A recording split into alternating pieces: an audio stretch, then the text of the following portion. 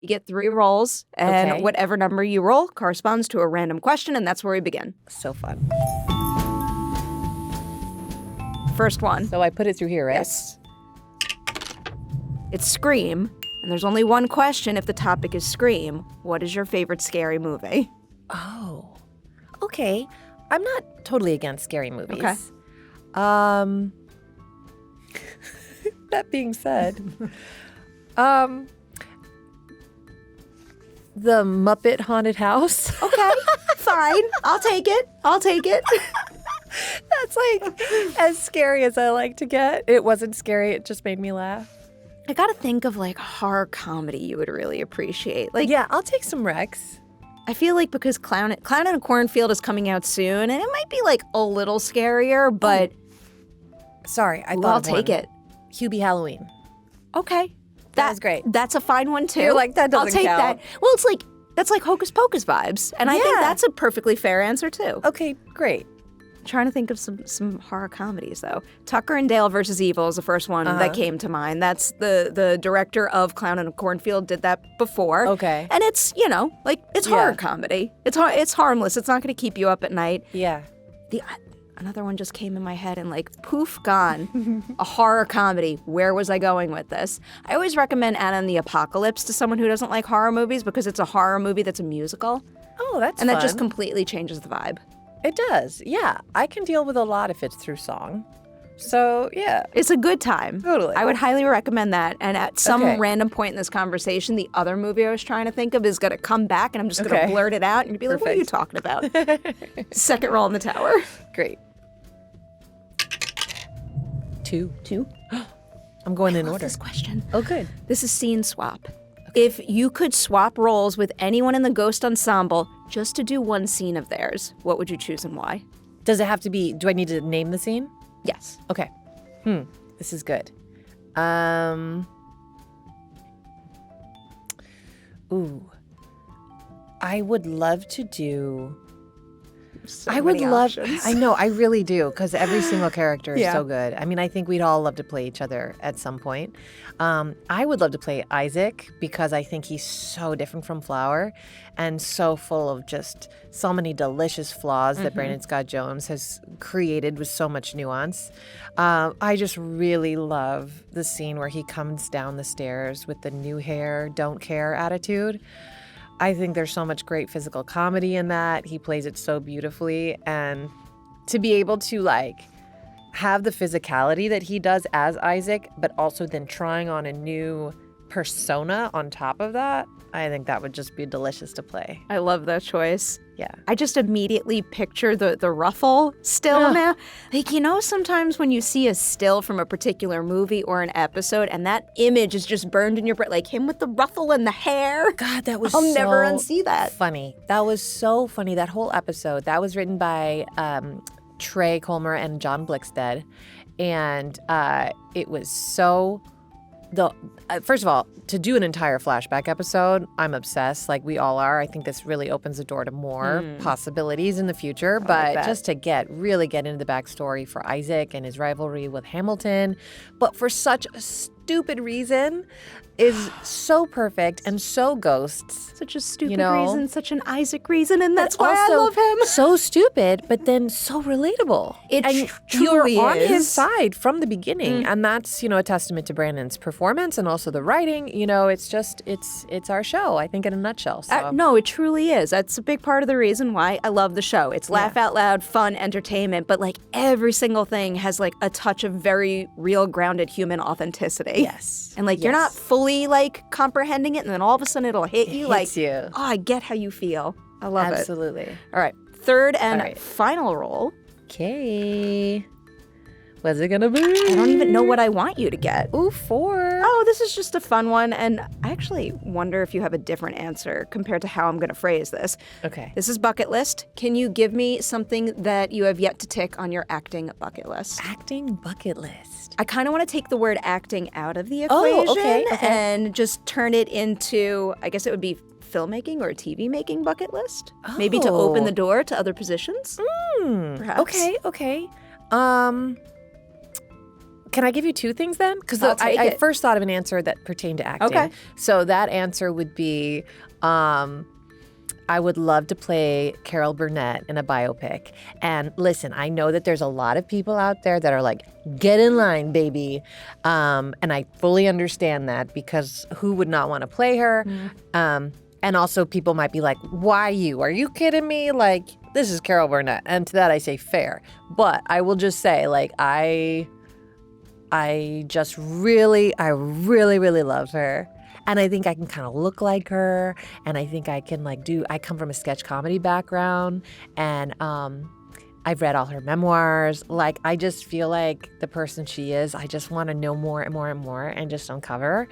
And so I think that would be really fun. That's like the major bucket list thing. Yeah. I love someone who comes to this table with such a specific answer to that question. I love when goals are so clear like that. Well, it's one of the few that I have, to be honest. Like, I'm really like a sponge, I just like to go where life takes me and try to go with my gut and have some North Stars to guide me of what I think I'd like to have happen.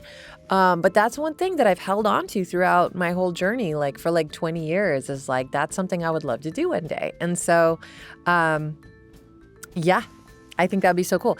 And then the other thing is, I would love to write and direct, and specifically direct my own writing. I think that would be really cool to just like make my own thing, because I used to make my own YouTube videos and like my own just comedy stuff for Instagram, which I kind of stopped doing a while back. But I just still have the urge to tell stories in my own specific way and not have to explain it to anybody. So I just think that would be the dream.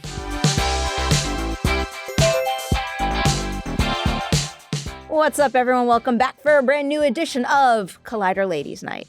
It's one of my favorite types of Collider Ladies Nights because it's a ghosts one. Woo! Sheila Carrasco, I'm so happy to have you here. I am so happy to be here. We have spoken so many times, and I know a lot, obviously, about your work on Ghosts, but there's so much that I don't know about your journey. We've never gotten to speak one-on-one. I'm always with all the other ghosts, vying for time with Perry, because we all love you so much, truly. Like, I was telling my cast yesterday, who I saw at FYC, that I was coming today, and they were like, oh, you get to talk to Perry. Oh, you're so lucky. So I really am. The feeling is so mutual. Every single time we cross paths, particularly at a Comic-Con where, like, time is limited, I'm like, no. Like, it's so limited. Just stay here forever, please. Yeah. And those things are crazy. I mean, it's just nonstop, but you crush it every time. So. I appreciate you saying that. Yeah. I got to do your show justice. I've said it time and time again. Ghost puts like the biggest smile on my face. I forgot who I was just talking to, but I feel like I was talking to a friend who was like in a bummed out mood. I'm like, listen,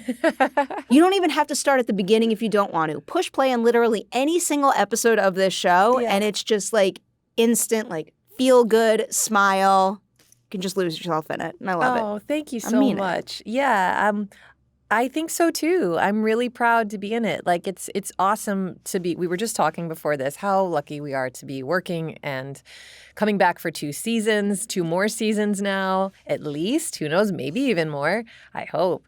But also to be on a show that's really good. Like, I'm really proud of it. I think it's so funny and it has a lot of heart, and it's a show that I watch every week with my husband, and I get to watch it through his eyes because, I know what happens every episode, and it's hard for me to watch myself. And so it's really fun to watch with him because he just laughs so hard at everything, and he cries so easily. He's a crier, and I love him for it. And so I get to really experience that feeling through him, and it feels good.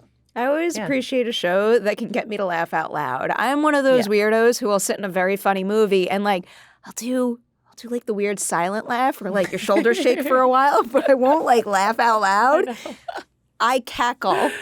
I was refreshing on my flight back from New York yesterday, and I'm just like sitting on a plane just laughing out loud, which I feel like everyone in the plane setting needs that kind of mood boost too. So hopefully my laugh is infectious and not annoying. I need that on a plane because I remember the first time I had a panic attack in my life. Oh, no. I was on a long flight. I was going to Thailand, and I was watching I Am Legend for the first time. And What a I combo. know. And I already don't do well with flying, and I don't do well with like the horror zombie genre. Sorry. And so it was just not a good combination. So ever since then, I always make sure to watch something very soothing on a flight, and it really helps. I do that not and blame a glass you. of wine. I do not blame you one bit. That's a long flight also. Yeah, that was a long one. Yeah, it was a long panic attack. Oh no. The whole flight. I'm good now, though. I'm good. Once I identified what it was. I can watch any horror movie. The only thing that makes me sensitive and honestly uncomfortable is when not so great things happen to pets. Oh, So same. that movie could spark a panic attack for that particular reason Oh my in me. God. Well, to be honest, I never finished it because of that. I don't and like blame you. I never wanted to go back to it because I didn't want it to trigger anything. So what happens? No, I actually read The Omega Man. And that was before that, which is why I wanted to Yes. watch it. So I do know, I think if it follows the same ending, that's what happened. Possibly. Okay, cool. I feel like I was more familiar with the ending of all versions like a while ago. There's been so many. You know how long it took me to watch John Wick in full? Oh, so God. long. You So didn't make long. it far. I can't believe that someone wholeheartedly recommended it to, and I knew what happened, but Yeah. I think I watched it for the first time. I shut it off, cried hysterically for a long, long time, watched it again, and then watched that sequence with my hands over my eyes, and then eventually I finished the movie. Yeah. Crazy. And yes, I am with you on that for sure. That's where the limit is. Nope. No, thank you. Otherwise, I could watch anything. But I'm always campaigning for pets on ghosts. Just to, I've had many thoughts about that. I feel like the last time Rose was here, we might have tossed around those kinds of ideas. Oh, cool. I want you all to have a pet friend, but I don't want to go through what has to happen for the pet friend to get there. Oh, good point. That's all I keep thinking about. Yeah, we had the snail on, and that's probably because maybe that was Escargot. focus groups or something. Like that was the one thing people would be okay with. Much respect to Yeah. snails, but I was okay with that. Yeah, yeah, and it was a cute snail.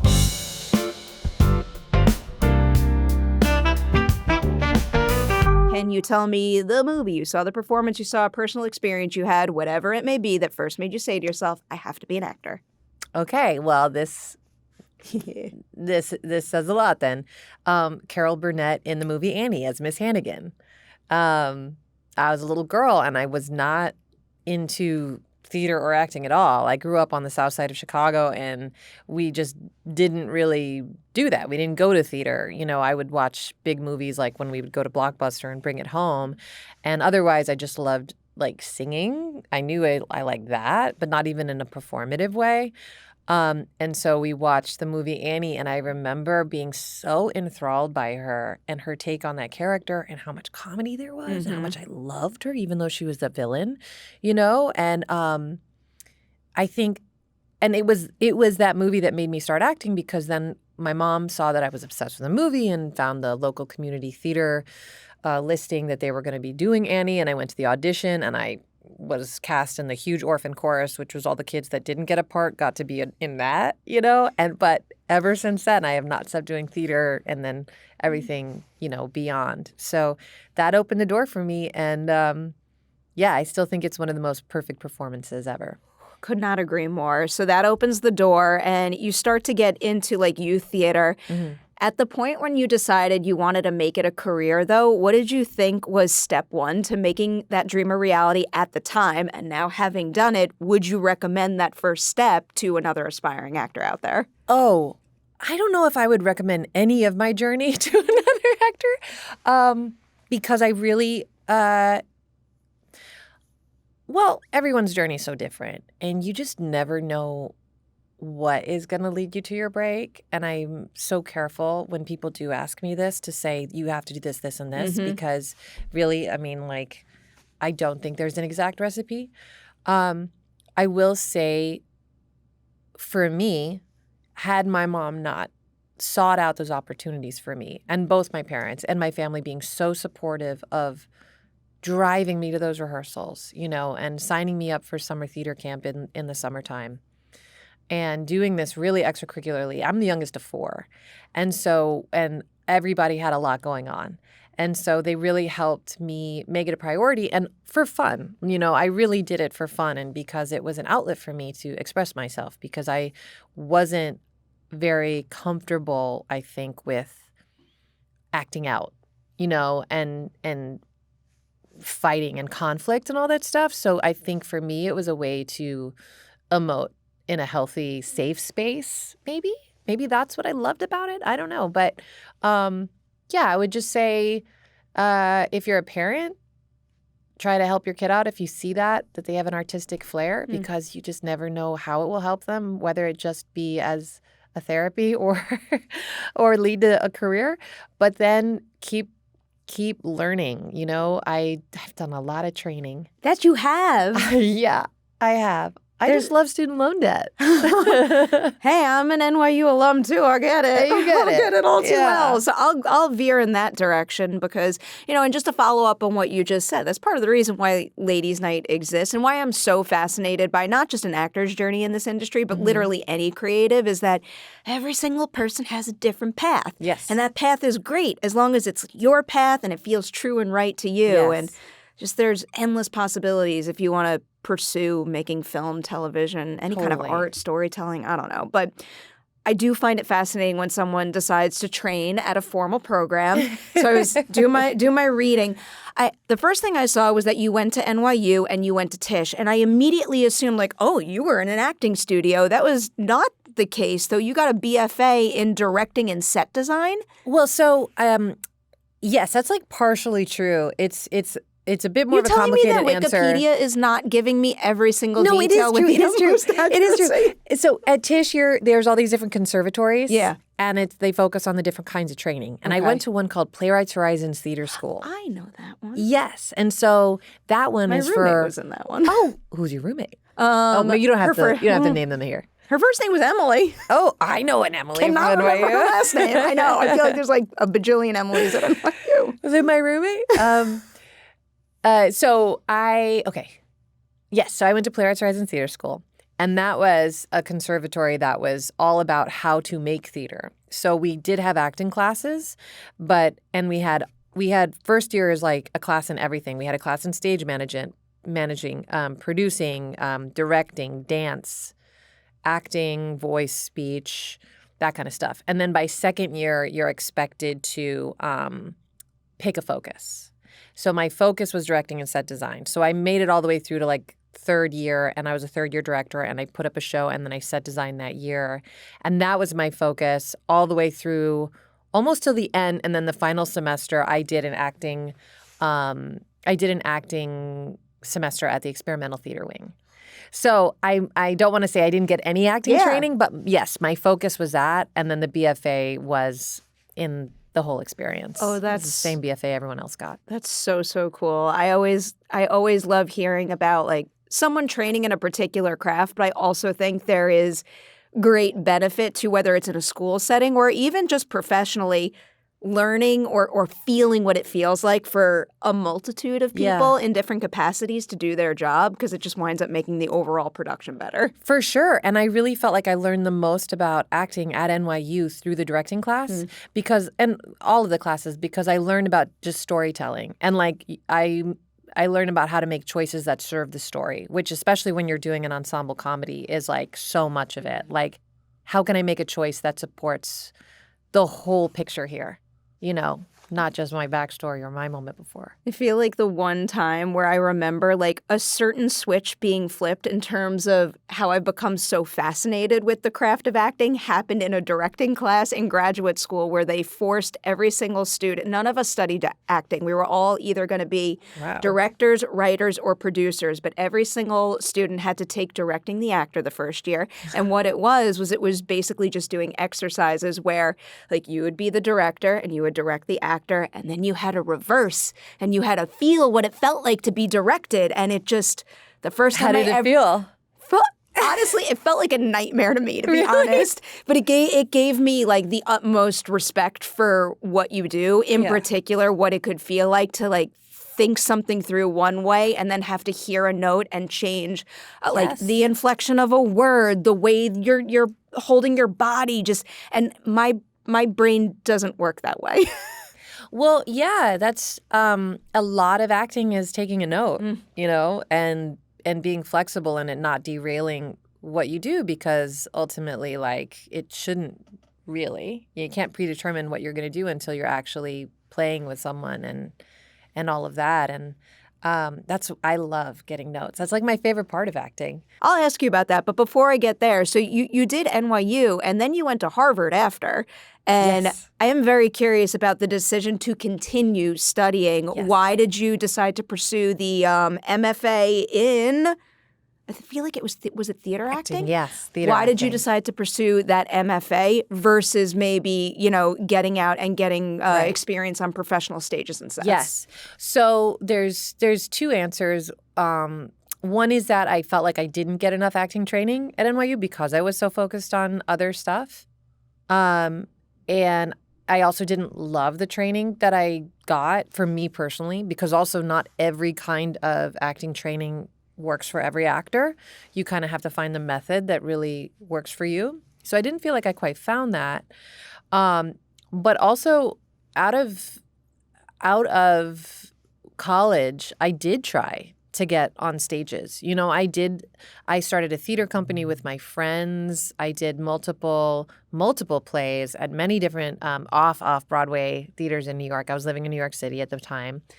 And I found that it was a very exclusive community on the higher end of theater there. And so all of us young kids and, on the Lower East Side and Brooklyn and stuff, we were all just trying to do live theater and hustle and all that. And it was a hard grind and, just living and paying rent. And I worked so many different crazy jobs. And I think I needed to reassess my direction. And I also wanted to just get better and have a better, just really devote myself to acting, because that's when I decided I really need to pick a lane and stick with it. And I think for me, it's acting. So that's why I went to grad school. And obviously because I love student loan debt. That too. I feel you on that. Yeah. So you get that degree, and was the intention sticking with stage work? And if so, at what point did you realize that you were very well suited for the screen too? Well, I think that I definitely wanted to do television. I had no idea how to bust into that, especially in New York. But I mean, the dream was definitely to do like serious theater. And I was reading some of the plays you did, and I'm like, oh my God, thinking about that and what you do on Ghosts is so different. I mean, Medea, Merchant of Venice. Yeah. A lot of back in the day, we used to call it legit theater too, which I think is so like offensive to like people who do musicals and comedies and stuff. But yeah, that was like what was kind of expected. And also, you were supposed to be good at that kind of theater. I felt like I had to be good at Shakespeare, so I needed to get training in it. The biggest relief I ever had in my acting career was when I left grad school and I realized I don't ever have to do Shakespeare again. Thank God. Because I don't like doing it and I don't have to. And let the people who are good at it do it. So yeah. What was your question? I don't remember. When you realize, I guess it can also evolve it at this point too, when you realize that you were well suited for screen acting, but maybe also when a career in screen acting felt within reach. Oh, yeah. Well, for me, I think the bigger change was when I realized I was suited toward comedy and sketch comedy. And that happened in grad school. At the very, very end, I was cast in a comedy. It was called Seriously Funny. And it was really, really fun. We played all these different characters, and I just got to do all these wacky voices and very physical comedy. And I remember the director of our program being like, what have you been doing for 2 years? Like this is what you should be doing. And I felt so great at that. And then I came out to LA and I did, another two-parter, like I went immediately into acting class when I came out here because I needed more training. And I did a class at Steppenwolf West with this wonderful actor and teacher, Tom Irwin. And I did a scene from The Glass Menagerie with a wonderful comedic actor, Kevin Burnson. And he played the gentleman caller. And I was Laura. I think that's her name. And it's a very serious play. And the scene was so, so funny. Like everyone kept laughing. And I remember thinking like, why are they laughing? I didn't understand it then. And afterwards, Kevin was like, I went through the Groundlings program. I teach there. You would love it. You should come and do it. And I was like, I don't know if that's for me because improv just terrified me and all of that. And so then I started doing classes there and never looked back. And then my whole path changed. I just committed to sketch comedy. And I think through improv and sketch is when I realized I could do TV because they really go hand in hand. Like it makes you be very present. All you do is you listen to your scene partner, which is all you do in television.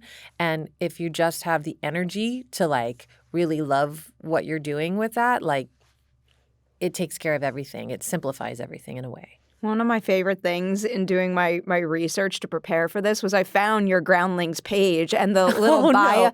It's really cool seeing a bio that hasn't changed after the fact and just like where you were then and how much you've accomplished since. It's just I don't know. That's the kind of stuff that like I don't know, gives me all the feels, especially when gives me the feels. I see that for people who really deserve it.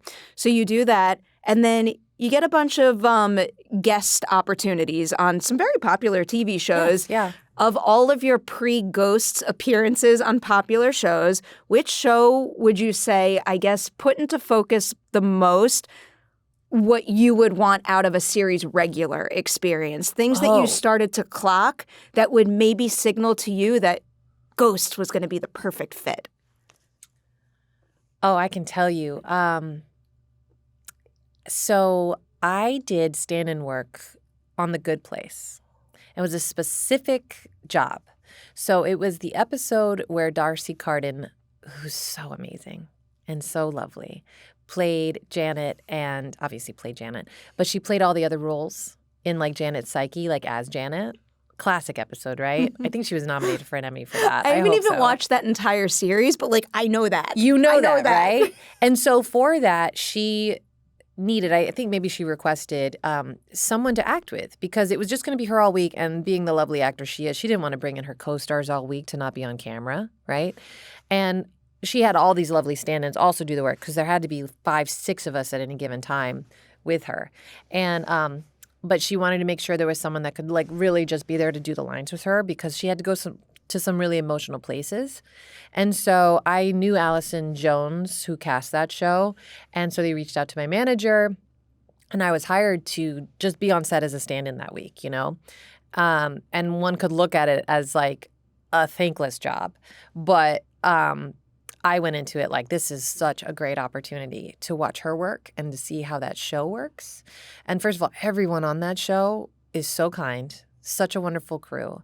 And Darcy is such a queen. She's such a professional. I mean, it's a lot to work in a TV show the hours that we do, but to be the only one there doing every single line and every single scene, every single coverage, changing your hair and makeup, you know, your costume every time, and then also be there from call till wrap, right? And she just nailed it. And so I got to watch her work. And that was, you know, I had been on other shows performing, but you kind of like focus on yourself and what you're doing and, oh, do I fit in? And I don't want to, I want to stand out, but not too much because you just want to be part of the team. So you're just very inwardly focused when you're acting. So to be able to just be able to spectate, but also then be her scene partner, I realized like, okay, this is how it's done. First of all, you know, this is how you be professional. This is how you get to be a series regular. But also this is the kind of environment I would love to work in because the writers were so collaborative. I could see them working with her. I could see them writing for her. And I thought this would be such a perfect kind of show. And I feel like I found that with Ghosts because our writers they really write for us. I feel like more and more the characters are echoing things going on and like somehow they know whether it's actually something going on in our personal lives, they just know something that could spark something in us somehow. I feel like there's a real connection there across the country because we shoot in Montreal and they write in LA. So it's pretty remarkable, and I feel so lucky. That was such a beautiful answer. I wasn't ready for that kind of answer, but it makes all the sense in the world. And my God, did you jump into like one of the best shows and environments? And truly, I didn't even say this earlier when we were talking about having cross paths at like Comic-Cons and whatnot. Like one of my absolute favorite things about covering your show is that I love the show. I enjoy it quite a bit, but You are all a very special I think you're probably well aware of that. Like your vibe together, just how like wonderful and enthusiastic you all are, truly like makes my job a joy, and I really appreciate that. Makes my job a joy. Seriously, so much fun. We laugh a lot. I see it also because all of you are so present on social media. I feel like I get my fix when the episode airs, and then I could see all the fun you had behind the scenes. And we actually enjoy each other's company, which is I'm a big rare. believer you could see that in the final product too. Oh, I know it can't always be that way on every set out there, but I do feel like when you could see that people enjoy the work and love each other, you could feel it radiating off the screen. This last episode, in fact, like at the end where Sass comes downstairs with good news and we're all so happy for him. And all of us also got to be in that scene, which is rare these days, that we're all in a 10-person scene. I think they do that on purpose because those days are pretty long. And we're pretty hard to rein in when we get going. But it was just so fun. And that's like us like very genuinely like jumping around and cheering and like making each other laugh. And it feels real for us, too. I love that. All right, going back to the very beginning here, I wanted to ask you a little bit about your audition. Okay. What would you say is the biggest difference between how you pictured and played Flower in that audition and who she became when you started to work on her on set with your ensemble? Well, so I studied the BBC Ghosts, obviously, which, wow, what a great show. Different than our show, for sure, in tone. And because I didn't know how our show would end up, I kind of was like, okay, it kind of fits in with that. And the only real thing about Flower that was on the page was the drug-induced state she was in. You know, she's forgetful. She's like seeing trails. You know, she's having an acid flashback most of the time. And I think I kind of pictured it and played day one on the pilot because it was our first time all playing together. Like I pictured her being much smaller because I was trying to channel a little bit of Mary from BBC Ghosts, how she could kind of, go, like however she talks. But she would say a word and you're like, I think I know what she just said. I'm not sure. And I kind of saw her being a little bit more like, did anybody see that? Having moments to herself. And I remember day one, Trent, our director, I think my first line went out and he'd be like, oh, that was great. Maybe just a little louder. And so I'd make it a little louder, what I thought, a little louder. And I was like, oh my God, Sheila, don't get fired. So then I realized, oh no, you can project a little bit. And obviously you're in this big group scene where everyone's talking at a normal volume and they're supposed to hear you right now.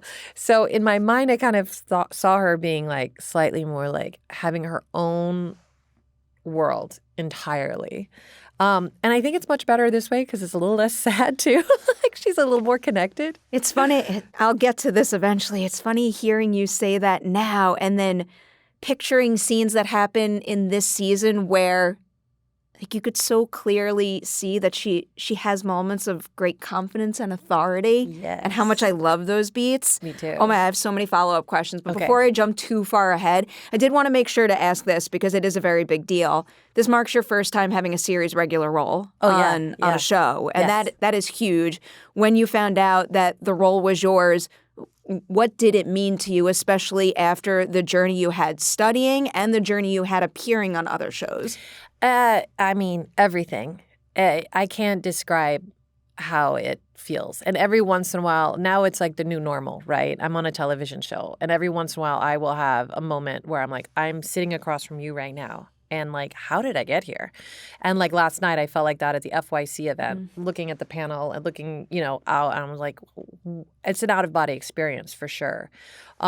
So for me, I mean, I'm 42 years old, and I had been doing this for like 18 years before I booked the pilot. But I went on a journey. Like I did go to grad school, right? But I also took breaks from even the hustle because I just had to survive, and I worked a million different jobs, and it turned out that all of those jobs contributed to me being able to do better sketch comedy and play better characters and give me more life experience. So all that's just to say, I think everything happened exactly the way it needed to and when it did. And all the things that I thought were little rejections and failures were now in hindsight a direct domino effect to get me to this job.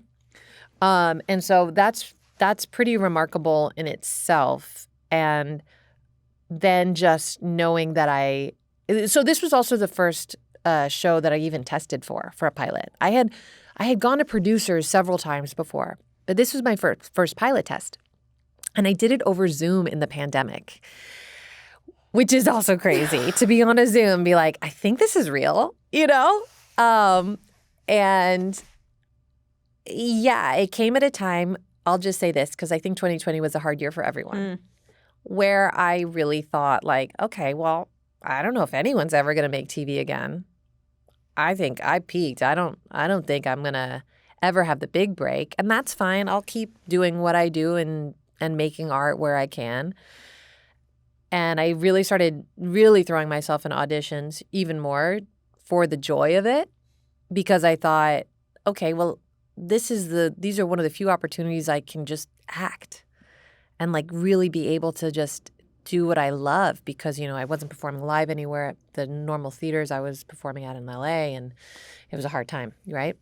And so I think that helped me so much. And booking the part was like surreal and just made everything make sense. Like the whole journey kind of became clear of like, oh yeah, this is what needed to happen. So I love being able to see the journey that way. It's important. Like people always ask me, do you wish you had moved to LA sooner so you could start ramping up this space a little faster than you did? Like, no, because if I didn't have the experience that I had before, I think I would have been like far more wobbly doing these types of interviews. For sure. So that happened at the right time. Yeah. And it's nice to know that and have peace in something like that rather than it weighing on your mind in the wrong way. I think there's a big lie that we're told, which is that we have to be young to start in a certain place and to then build a career after that or something. Like you get wiser once you have success, which I don't know if that's true, or at least not for everyone. And so for me, I'm like, I'm really proud of the fact that I had my first big break at 38. You know, I got my first big agent. CA signed me when I was 34, you know, and before that, you know, because I wasn't at a venue where I could perform live and really do what my strengths lended, you know, where I shined, which was being on stage and doing sketch. I didn't really have opportunity before then, so I had to find my way there. And it's like, it made me stronger. And then being able to have all these weird, crazy jobs I did and work for weird people and nice people and, you know, just all walks of life. You have to have life experience sometimes. You have to kind of like live, and it makes you a more interesting person for sure.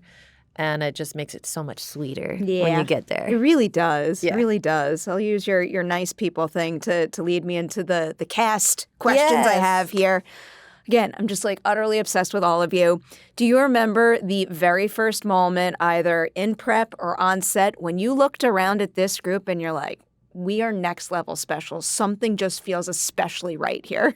Yeah, I think it was the last day of the pilot. We were wrapping, and, you know, they kind of wrap actors as we go. You know, if like one person is done for the rest of the episode or whatever, they're like, and that's a wrap on, you know, Brandon Scott Jones or whatever. And so most of us were wrapped that Friday night. They had like 2 more scenes to do on Monday outside. And we all kind of looked around at each other, because a lot of times you shoot, from what I hear, you shoot pilots and you just never know if it's going to go. Most of the time they don't. And I had lived that whole week in Flower's body, just smiling, you know, and that does something to you, right? And I remember being like, God, I want to work in this physicality, because what a wonderful vibe, you know, to always be at. And then I think I turned to Brandon and I was like, oh, God, I really hope this show goes, because I just want to like feel this way, you know? And Brandon was like, I think I'm going to cry, because I feel like there's something special here, and, you know, I don't want it to end. And we all really desperately wanted to just go out together that Friday night, but it was during the pandemic, and you couldn't do that. But little did we know that, you know, 6 months later, we'd all be meeting up in Montreal, making the show together. So you're going to go on and on and on. I love it. So I'll stick with the cast, but start to I'm just utterly obsessed with the variety of acting techniques out there. So Yeah. I got two questions about that. First, as it pertains to your co-stars here, can you maybe give me an example of the two people in the Ghost cast with the most polar opposite approaches to their work, where when you're their primary scene partner, you know you'll have a unique acting experience?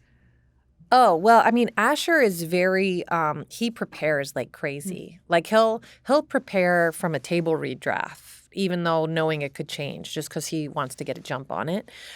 He's also an acting coach himself, and an acting teacher. Know that. And he's done a ton of training like a lot of us, so I think he really gets a lot from the craft, and it shows. He's so great.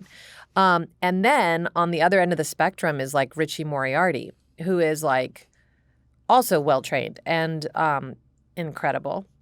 But he approaches it very much like, yeah, I know the character. If I know the line, I know what the character's, intention is. And he's really maybe it's just a visceral connection or something, because he can lock in and just deliver a performance that's like so authentic and so good. But I would argue, and I think he would be fine with me saying this, I think that unless it's like a huge Pete emotional episode, like there's very little preparation. I think he just already knows he is the character, and it's really cool. Like both work great and actually work great together. That's so cool. Yeah, It's like the journey thing. yeah. I mean, Everything Richie's, is great as long as it's great for you. exactly, yeah. And Richie's such a brilliant improviser. I think he's one of those actors, and I think this is a space I try to live in a little bit, where the more relaxed you are and the less you have determined what you're going to do, the more you can play and find the fresh stuff. And so I think he lives in that space of like just being ready. And he probably also has the funniest ad libs and improvs that like very rarely make it into the edit, but like, it brings so much joy to the set every day. So, it's nice to have both. Now I'll turn the technique idea towards you personally. Yeah. Can you tell me something about your approach to playing Flower that has stayed the same since day one, but then maybe also something new you started to do in season 4? Yeah. I was just thinking about this. I think so. One of the things I decided upon in the audition and then also going into the pilot is that I wanted Flower to lead with like a very open heart and be very like happy. And that was not like written into the character necessarily. That was a choice I made. Like she should be smiley as just a general state of being, because like she's high. She's probably like in the best state to like live in for eternity out of all of the ghosts. So definitely just her general sense of like, I'm good. I'm chill. Oh, cool for you. Right on. Oh, that happened? That's crazy. Right? And then this season, and maybe even since The Well, I don't know, I think that they've given her more and more conviction about certain things and more things that she dislikes, like Sass's virginity, for instance, She feels very strongly about that. She does. And certain things she's really kind of like, she's gotten a little judgy. And that's really fun because it's fun to play people with opinions. That's real. And so it's been cool to find out more and more about like what she's into and very much what she's not into. And so I think that that's kind of opened the door for her. And then, of course, this season she's had she's had Susan come through. That's who I like to call her, which is Flower before the cult. Her law school kind of alter ego. That's the scene that I love. She's having some aha moments. She's piecing things together. So good. I have that in my little roadmap here. Before I start to dig into specifics with season 4, though, there were I'll go with 2 broader questions. And I'll stress that this first question comes from a place of thinking you do it. And like you and the showrunners and the entire writing team do this so incredibly well. And my brain has a difficult time computing how you're able to pull this off. What kind of goals did you have from the onset in terms of playing a character who forgets quickly but needs to grow from season to season? What kind of goals did I have? I guess, like things you all strove to do to ensure that both always work. Like I tend to get overly obsessed with rules, so yes. I have to pick things apart, and I'm like, if that doesn't quite make sense, I'm not going to believe it. Like there's something about how you're able to do both that like I can't spell it out, but I believe it. Thank you. That means a lot. I mean Thank you. Well, there's two things. One is I think very much about it, and then the other thing is I try not to overthink it. And the only rule I really That sounds have, so flower. it's true.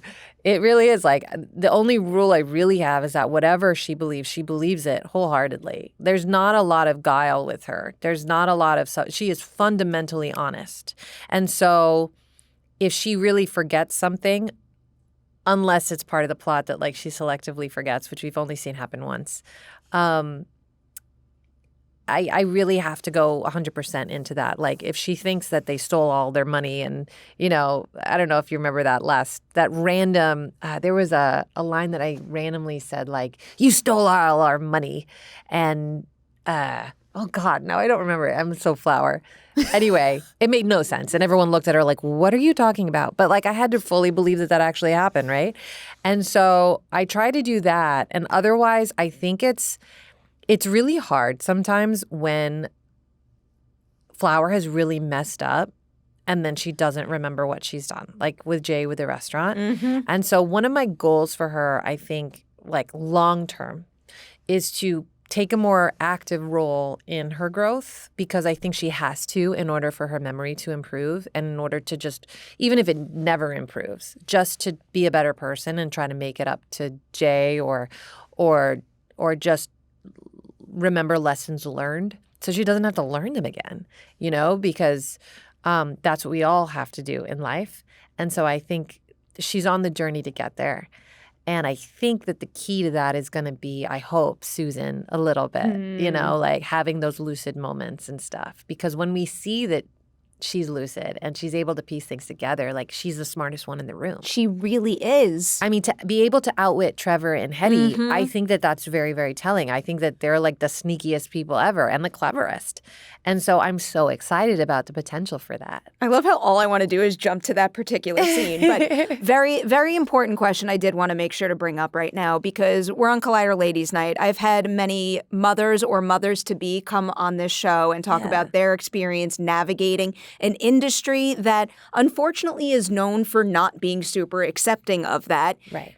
What was it like for you, I guess, navigating, having that part of your life, but also being a series regular on a hit show? How did your Ghost family make you feel supported in both aspects of your life while you were going through that? I've never felt more supported. It was incredible. You know, I lucked out in that we had the strike, the actors' strike, that started when I was like 3 months pregnant. So at the beginning of that strike, when the writer's room was supposed to go back in session, I was able to tell the Joes I'm pregnant. And that was right around the time they were trying to figure out who got sucked off at the end of season 2. And so they basically were like, okay, no worries. I wasn't even thinking about like the sucked off part necessarily. I was pitching like, maybe I possess a weird object in the house for a few episodes. I don't know, because no one knew how long the strike was going to last. And then the solution they had was so brilliant for me for my maternity leave. So basically, timing-wise, I had my baby the week before they went back into production for season 3. So there was no way, and we shoot in Montreal, so it wasn't like it was just down the street. So there was no way I was going to be working for a while. And so they predicted, they were like, well, timing-wise, it's going to be at least, 6-7 episodes. And of course, I'm like, I'm going to be right back there. And they're like, no, please take all the time you need. You don't even have to come back this season. And I chose to because I just couldn't bear being away. And when I came back, my baby was no longer, well, she was like 2.5 months, but it was a safe time to fly with her. And production did everything from helping me set up the Airbnb I had rented with all the things that I had ordered, putting together the changing table and the crib, and so we could just land from the plane. That's so much, right, of the stress taken away, of just like, where are we going to sleep the night we fly in? And then getting to set, and costumes had made my top completely snap down. And that's a really complicated top to refigure because it's all crocheted, so that I could pump or, and breastfeed when I needed to. And then I could take my pumping breaks when I needed to. And when you're that early in postpartum, a lot of that can be really overwhelming. It's overwhelming no matter what. but they were so supportive in giving me the space and the time I needed. Everything was truly my decision, like when I came back to work, how I came back to work. And then the fact that they were able to write it so well into the script that like no one even knew like why I was gone, and that it was for that reason. It just made sense story-wise. So that was all fantastic. That should truly be a blueprint for how It truly should. every set should function. And I should mention that now we all have these like these dressing rooms in that connect around our green room. And they've made my room into like a little bit of a playroom, nursery room for all the other babies when they want to come hang out because, I don't work every day. Rose works every day and I don't really need that much space. So now we just have this awesome like play area and the babies just come and they chill together.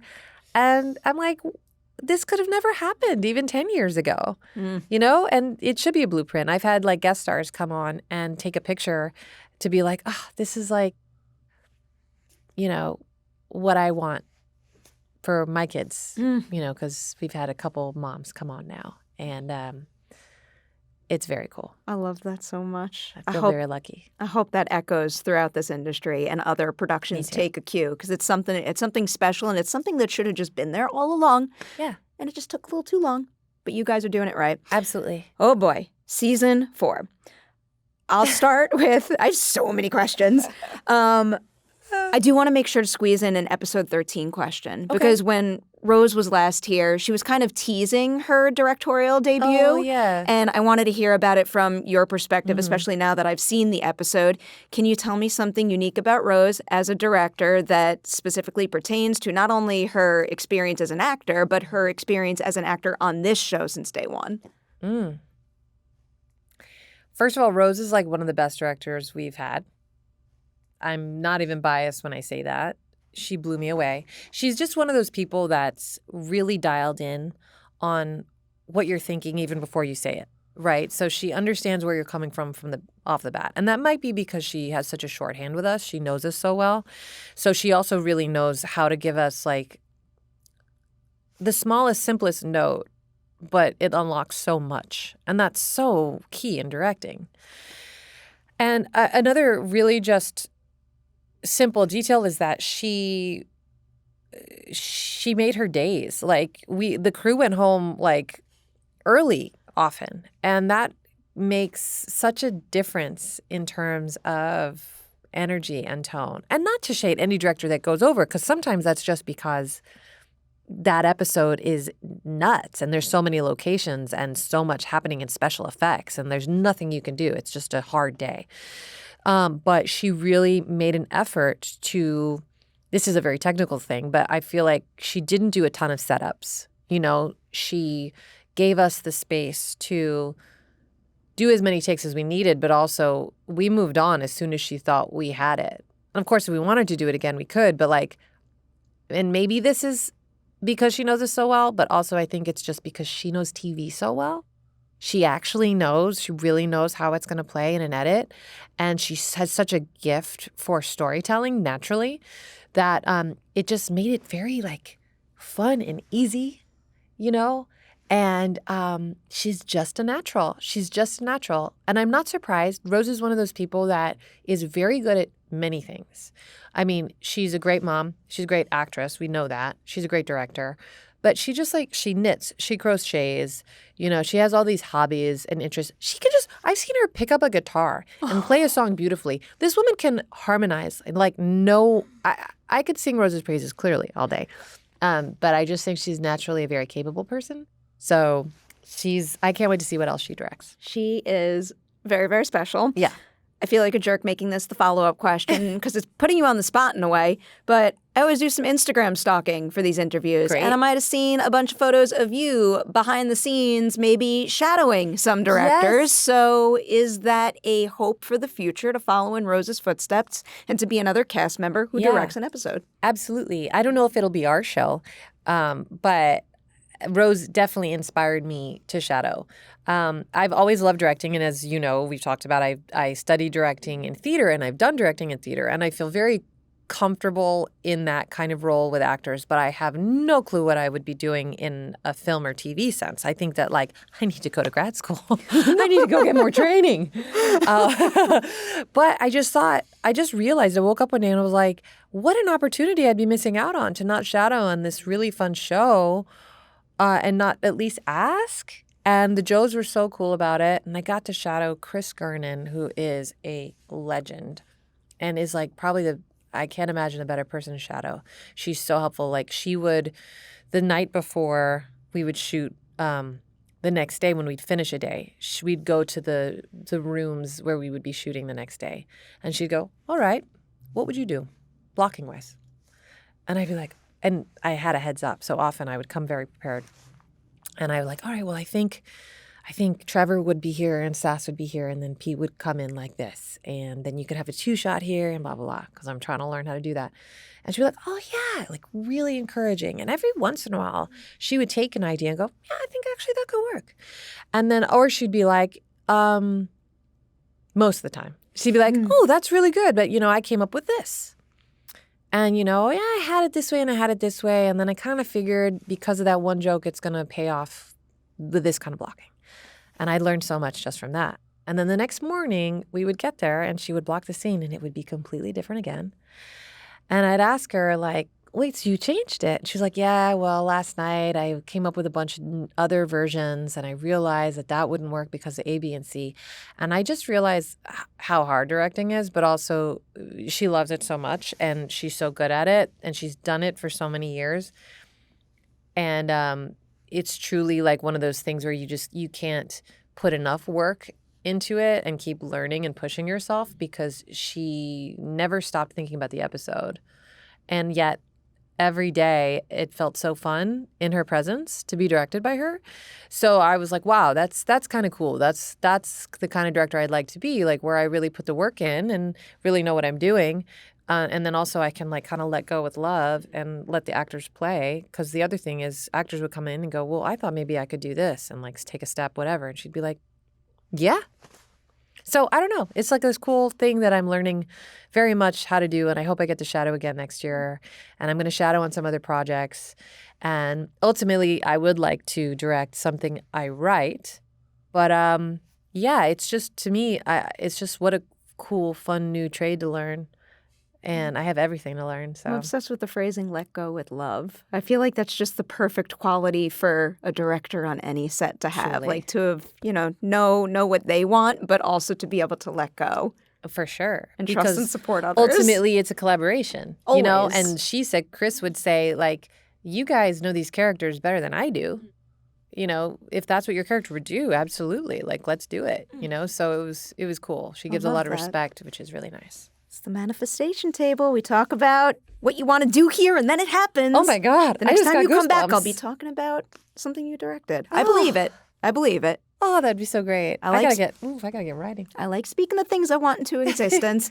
We have hit episode 18. I'm so excited to ask you about the scene you have with Hetty. Now I'm going to call everybody by their character name their real name. Rebecca and Asher playing Hetty and, oh my God, now Trevor. You can call them H-Money or Treddy. I think that's what people online say. I never know which shipping type term we're using for anything. I called them Treddy and Hever accidentally the other day, and it worked. Okay. Treddy and Hever. I'll take that.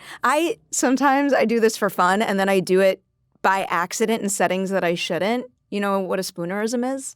No, what is it? It's when you take someone's name and you reverse the first letter of their name. So like I would be Neri Pemroff.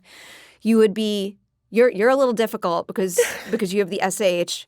You could be Sheila Carrasco, or we could just move Keela or Sheila Carrasco. You could pick. Ooh. I kind of like the first one, but Sheila Carrasco, that just sounds... It's kind of badass. Yeah, that feels good to say. Now back to the actual question that I had.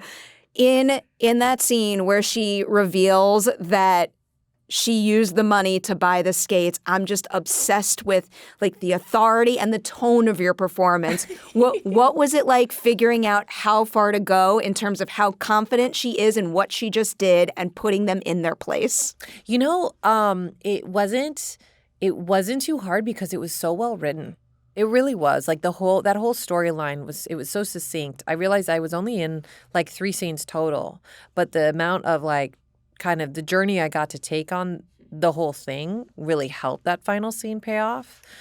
Because I came into it with very strong opinions about what Trevor should spend his money on. And then he hurt my feelings, by saying like, you've never had any money, so you don't know what to do with it. And it's like, yeah, I'm poor, but whatever. Just because I'm poor, you think you're smarter than me.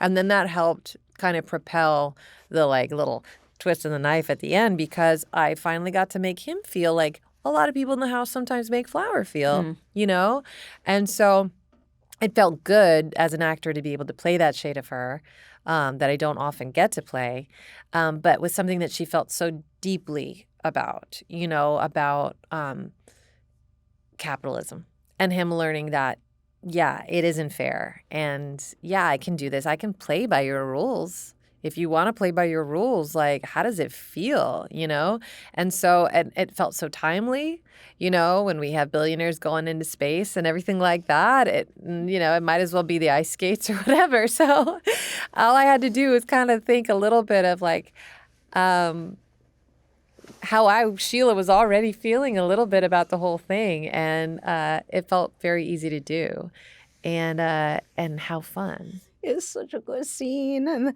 that capitalism isn't fair, Trevor, and now you know that. Just the way you do that and then out the door. Well, I almost played it like, capitalism isn't fair, Trevor, and now you know that. Like, I wanted you to learn this lesson, and good for you.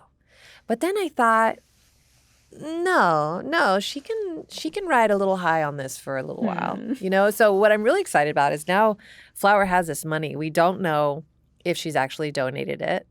And I think it gives her a little bit of power in the house. She's got a lot of back rubs and she's got a lot of money to spend. It's like the prime combo of currency. I love it. Yeah. I wrote episode 20. It's definitely not episode 20. I don't know why I wrote that. Whichever episode the hot box scene is in. Oh, that might be 20. I think is it 20? That's the Stephanie one. Oh, I know what I did. I'm looking at episode 12 questions that I had saved for later. That's why my order is all out of whack. Oh, I see. It might be 20. That's the 420 episode. Yeah. But also, that's the season 4 episode 20. And maybe that's why they decided on the 420 That's amazing. theme. Those guys. I could have watched an entire episode of just the 4 of you in the car doing that. It was so Tell me fun. anything about filming that, in particular, anything that you filmed that didn't make the cut, because I just want to live in that scene for longer. That scene was so fun to do and also like highly technical. So because of the smoke would dissipate very quickly. And so we would keep having to like fly in the smoke thing, which was actually just a very safe, like water-based something that they used to make it look smoky. And so we had to kind of get our lines out very, very quickly and do the scenes a little bit quicker than I think we wanted to, because we were like, I want to sit in a car all day. As ghosts, we never get to sit. You know what I mean? We're always standing all day. So true. Very rarely. And so all I remember is that it was much more technical than it ever comes across when you're watching something, because we have to go through the windshield, we have to capture like this look over here through like Hetty's hair and Stephanie's face, things like that. But also it was really fun for me because I get to act high all the time. And this is like, I don't know about Odessa, how often she gets to do that, but this was Rebecca and Asher's first time in these characters playing high on weed specifically. And it was really fun, watching them kind of figure out what kind of stoner they were. And that was definitely very much in the writing, but also like their choices to play it, like it was so real. Like, of course Trevor's the paranoid one. Mm-hmm. Of course Hetty's the one that actually kind of like lets go of control a little bit and is like just observing and having a bit of like Flower's like That's wild. You know, like, it's so cool. It's such an important little detail about is. playing high is is. seeing what quality of one it winds up enhancing. Yeah. I love that stuff. Me too. It I was want so more fun. scenes like that. I know. I think we all do. Everyone I wants feel to like get in that car. that should be the next Christmas special every 420. I mean, it doesn't obviously pertain to Make it a season holiday. 4, episode 20, but sometime around April 20th every year, Yes. give me a new Hot Pockets Yeah, I episode. think we all want to get in that car. I mean, what I also like is that like Flower says she doesn't feel anything, but at the very end, when she's like, "You guys are lightweights," at least the take they chose. I mean, she clearly is a little bit more high. She's like, so. Yet another scene of yours this season that I absolutely loved. I'm into the finale now. First thing I wanted to ask about that is what it was like having Mary back, because she was incredible in the first few episodes of the season, but this particular concept, it just feels like it blows the doors wide open to so many creative possibilities when so you've playing seen it. Patience. Yes, I've seen the finale. Oh, okay, great. I'll never look at a deviled egg again the same way. Spawn of Satan. She's fantastic. She plays the character so well. Like, I root for Patience. Even though she is there really to not have fun, you know, and to make sure everyone else is not having fun. She believes in her mission. She does. It's She so really easy to believes root in for a it. character when they really believe in their mission. And also, she was right. The devil was there. Thank God she sniffed it out. I mean, you know, if they had just listened to her and let her do her job and find him, this is going to air after. Yes, it will. Cool. Don't it's worry. Tomorrow. Okay, cool. We're safe. We definitely can't edit that quickly. Yeah. Great. She's fantastic. Fun fact about her is her first episode. I hope she doesn't mind me sharing this. I don't think she would. I think it's a point of pride. Like, episode 1, season 1, she was 5 weeks postpartum, flying to Montreal. And she did 3 episodes back to back. And she would fly home to her baby whenever she could, which was often enough. And I can't imagine.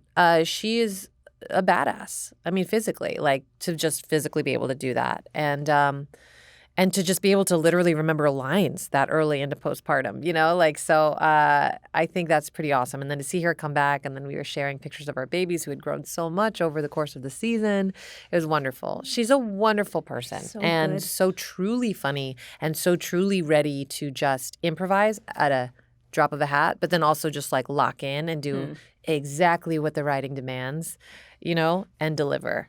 So she's fantastic. The way she commands the room during, I guess, like Alberta's speech, but also the shame aspect. Yes. I'm like, my God, seeing all of you together in that particular scene made me very happy. Oh, and in such a funny way, you know, like she can just make something that could be very, who's the evil nurse in Handmaid's Tale?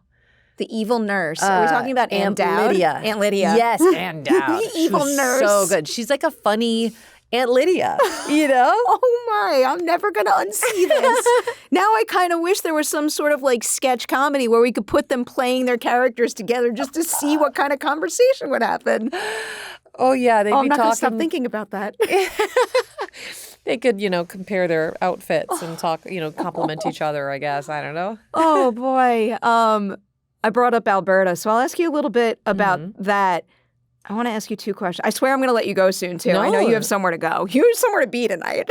That's why I have to let you go. This is why I'm all dressed up, guys. I could talk forever and ever and ever, though. I'll smush this, not that this makes this happen any faster, but I'll smush it into a 2-part question. What was it like seeing Danielle deliver that speech in that group scene? Because that's like a prime example, and this happens a lot in Ghosts, but it's a prime example to me of a moment never losing its comedic value, but also her being able to convey like significant emotional heft and then being able to exist together. And then also, is it as satisfying for you as someone who works on the show to finally see Alberta and Pete come together as it is for us as viewers? 100%. And I love that it's Alberta really laying it all on the line and really opening her heart and being vulnerable, because up until then you haven't really, aside from her all of a sudden being sexually attracted to him, you haven't seen a lot of clues that she really, really likes Pete. I mean, we've seen that Pete likes her. And so Danielle, I think, had a really tough job in paying off that Alberta really truly likes Pete for Pete and not just bad boy Pete, right? And she did it so beautifully. The monologue that they wrote for her was fantastic because it really kind of covered the whole spectrum of all the reasons why she chose to not be with him, and then really paid off why she wanted to be. That, like, if I were Pete, I'd be like, yeah, I gotta go talk to Donna. I mean, like, she did it so great. And I just think Danielle is like, she's a romantic lead for sure. Like, I can't wait to see her play one day, you know. And she is also a brilliant stage performer as well as hilarious comedian and sketch comedy and improv and all of that. She can do it all. She literally can do it all. And when she needs to bring something home with some heart, she can really do it. And so it was really wonderful watching her do that. And also, I remember that day we were shooting, you know, it was the who's who of Ghostum coming in, all the basement ghosts, and everyone's yelling shame at her. And me and Devin and Asher were in that scene, and we were like, we feel so bad that as Flower and Trevor were yelling shame at her. And I had a real creative problem. I was like, Flower would never shame her. It's true. So in that moment, it doesn't even matter. But of course, we take all these little things so seriously because it still plays in the thing. But like, we wanted to make sure that it made sense that, like, okay, we're saying shame, but it's for show because I guess that's what we have to do. Like, shame, shame, shame, because it just, oh, my heart. I felt so bad putting Alberta in that position. But I'm not bad about it forcing her to see that she needed Pete. So it worked out. I was so happy. There's a lot of, like, many season or many episode payoffs that have happened on Ghosts. Like that in particular, just my heart was bursting at the seams. I was so happy that that finally happened. I'm so glad. Now the reason why I bumped down episode 12 is I wanted to use it to kind of teeter into the future. Actually, wait. Lies. This is a question that I really wanted to include because I saw a lot of people clock this and really appreciated it.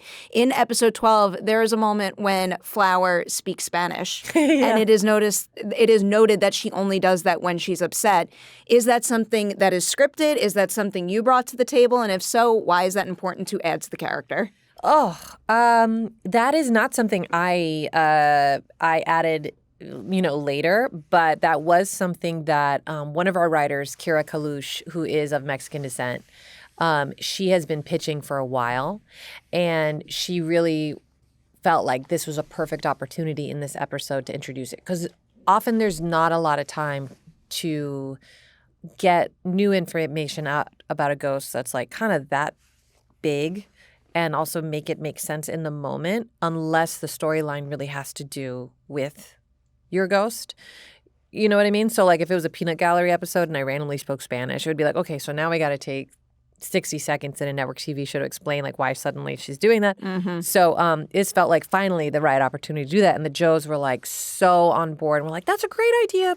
And so she texted me and just, you know, on while they were doing the draft, like what would she say? How would she say it? And it ended up being like very short, but I think really impactful.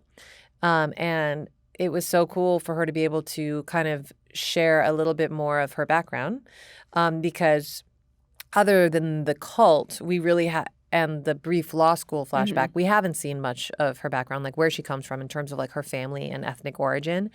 And for me, I'm a white passing Latina. My dad is Chilean from the south of Chile, and my mom is white. And so that's something that isn't often assumed when people meet me, and I understand why. But it is a part of who I am. And so it was really cool to also make that a part of who Flower is, because that's such a real thing, especially in the spectrum, in the experience of Latinidad in this country. There are so many people that are Latino that don't look Latino. There's also, you know, people that aren't Latino that look like, you know, it's very nuanced, the American experience. And so we're representing that even more so, I think, with the addition of this detail. And I hope that we get to do it more with Flower. I'd love to see what else she gets that upset Yeah? about. I want to see more of that. Now for the episode 12 question, which is why I bumped it down to kind of pave the way to the future a little. And I'm sure you don't know anything about what's really to come. So this might fall into theory territory a little. So in episode 12, Flower messes up the opening of the restaurant. And when you spoke to my colleague recently, Sam, who I absolutely adore, you said that Flower really wants to make it up to Jay. And given Jay's situation at the end of season 4, it was making me wonder, do you think there's any particular way that she would be uniquely qualified to help him out of this contract situation? Oh, that's brilliant, Perry. I think that I would love that. Flower would love nothing more. I just hope she can get it together. I think so. I think there's absolutely possibility. I really truly know nothing. I don't know that the Joes or the writers know anything yet either. But I would love it if she could make it up to Jay, because that was a big snafu, giving all of the cooks cholera. But, like I said to Sam in her defense, she thought she was saving everyone's lives. I do believe that whenever Flower goes for something, it's wholehearted and it's with good intentions. She would never do anything to, really, even if it was okay, yeah, well, the restaurant might be kind of messed up. But, if she actually thought the restaurant was going to exist the next day, she probably would have, second-guessed even that move. But, I think she definitely has room to do that. How she does it is the bigger question. I think being able to unlock a more lucid side of her, I think would be the first challenge. And that really excites me to figure out how can Flower figure out how to, I don't know, sober up or stay lucid. I think that would be really fun. Or even just improve her memory. Are there mnemonic devices she can use, something kind of fun and goofy. Well, that's we'll see. interesting. Yeah. Use that to unlock the law school knowledge and somehow ruin whatever he signs. Yes, I don't know. I'm waiting for it. Or I would love a ghost court B story. You remember the ghost court? There was one where we did a ghost court with Hetty when Hetty was on trial. It was a B story. And I mean, that made us so happy to do a ghost, that even exists. So I think that could definitely come back one day. And wouldn't it be fun if Isaac and Flower were opposing counsel? I feel like this has come up a couple times during our conversation, and there's such extremely different shows, but I've had some Yellow Jackets comps with your show. There's just a trial. Two completely different things. Oh, very different. There's a couple of comparisons that I've made right now, though, and I could say Yellow Jackets because you're all in the same family and deserve the best. I will end with the question we end every ladies' night with. I love this question. Great. In this industry, we give each other awards, and I think that is super cool. In fact, I think Ghost deserves even more Emmy love. But that's besides the point with this particular question. I find that nobody tells themselves good job as much as they should. I want to know something you accomplished making season 4 of Ghost that you know you will always look back on and say, you know what? Really proud of what I did there. I think it's the aha moments that Flower had. I think that because it was such a new side of Flower, and we so often don't get the opportunity within such a fast-moving show with such a large cast to do that. It'd be akin to Isaac trying on a new personality with his hair. And so and also the turnaround time we get in network TV is very, very quick. I think I got that huge monologue at the end of episode 13 where I figure out briefly until I forgot what they did with the roommate situation. I didn't have much time to learn that, and we actually got that all in one shot. And so it was really nice to be able to brush off some of my training and really sink my teeth into some dialogue and have a really meaty monologue to learn. I love being able to just stay up a little late and memorize that for work the next day. And Rose was directing that episode, which was also great. But that particularly felt really good because I felt like I was able to use some skills that I hadn't used in a while, literally just memorizing it, because oftentimes our lines are this short, It's a comedy, it's network, that's what it is. And so being able to do that, especially after having had a baby, and multitasking and focusing and memorizing can become a new challenge suddenly. And so I felt really proud of being able to do that and nail it, because also I think we got it in we took another take just for shits and giggles, but I think we really just got it in the one take. So that felt good. Should be proud of that, and also so much more. Seriously, I'm so thankful for this show. It makes me so happy, and life is hard. You need something to push play on and to make you happy and feel good and feel whole in the process too. I think that's what separates your comedy from a lot of others that I see, is that not only am I smiling, laughing, and having a good time, but it's something that really like fills me up as a human being too. And I feel like it's very difficult to do all of that, and you guys very much do. I could have kept you here all day long. I'm not allowed. I gotta say goodbye. I'm gonna say congrats on everything you've accomplished on Ghost Season 4 and all that's coming your way in the future. And congrats to you. You got a Publicist Award recently. I stalk you on Instagram too. It's so weird. It's so crazy. I can't believe that's something I didn't dream up. Absolutely wild. Hey, listen, it's well earned. I appreciate you saying that. Yeah. Thank you so much. Hurry up and come back. Until the next Comic-Con. We only got to a fraction of my questions Well, today. hopefully next season we can answer some of that stuff, you know? We have this conversation every season. Thank you, and congratulations. Thank you. Thanks for having me.